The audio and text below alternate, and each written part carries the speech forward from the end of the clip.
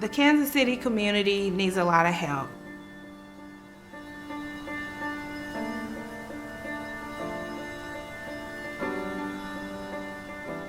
There are some people that are homeless by choice, but in those shelters, they have some rules.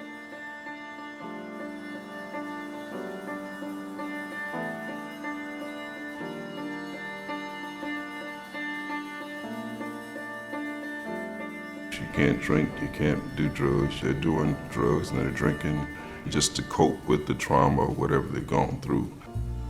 I try to understand that not everyone has the exact same path, and sometimes those paths include trauma and drug use and anger and incarceration. So we see a lot of generational trauma.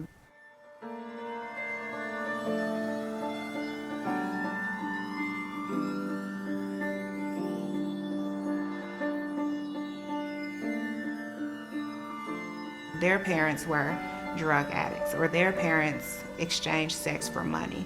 And so not being exposed to a different life led to their own life choices.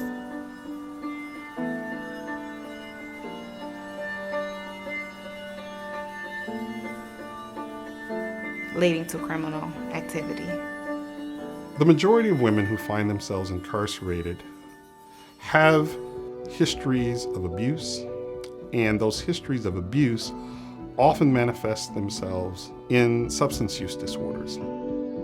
This ain't the life we're supposed to be living. We deserve better.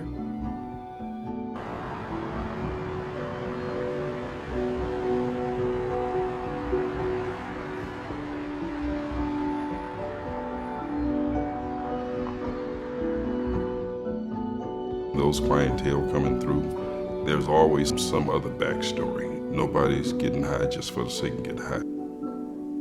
They're going through a lot. They're still waking up and trying to do whatever they need to do.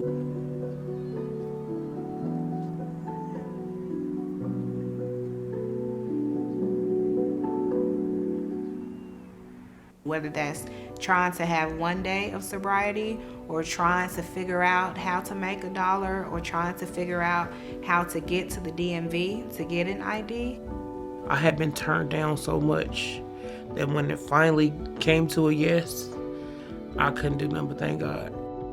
If you were raised in the urban core of any city in America, you've gone through some trauma. The issue is we've gotten so resilient.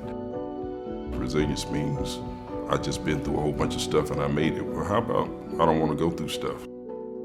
There's still good days.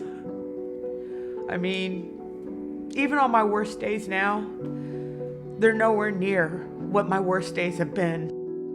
Even days I don't want to get up, I get up anyway and I get a kick in.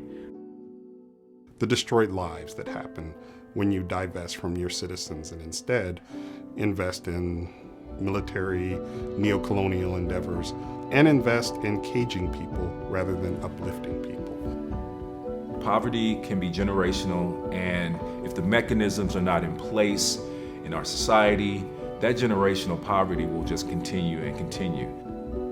Privilege, I think that has to do with what society says privilege is. And me being a young, single black woman, I bought a house, I bought a car, I got some education, and I know those things are privileges that other people haven't been given. I had good parents that are smart.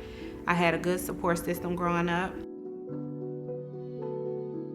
If we found ourselves living where we grew up, that means we hadn't done anything, we hadn't succeeded. So it was a mindset most of us had growing up that we had to get out of the ghetto, and we probably should have stayed.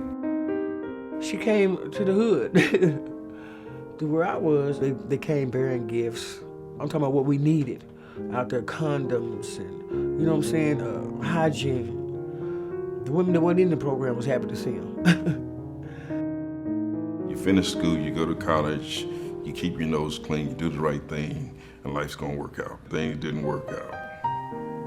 Here in Kansas City, there should be options for people to get good paying jobs, no matter what their criminal background. I hope that we can get closer to that by hearing the real life stories that the women go through.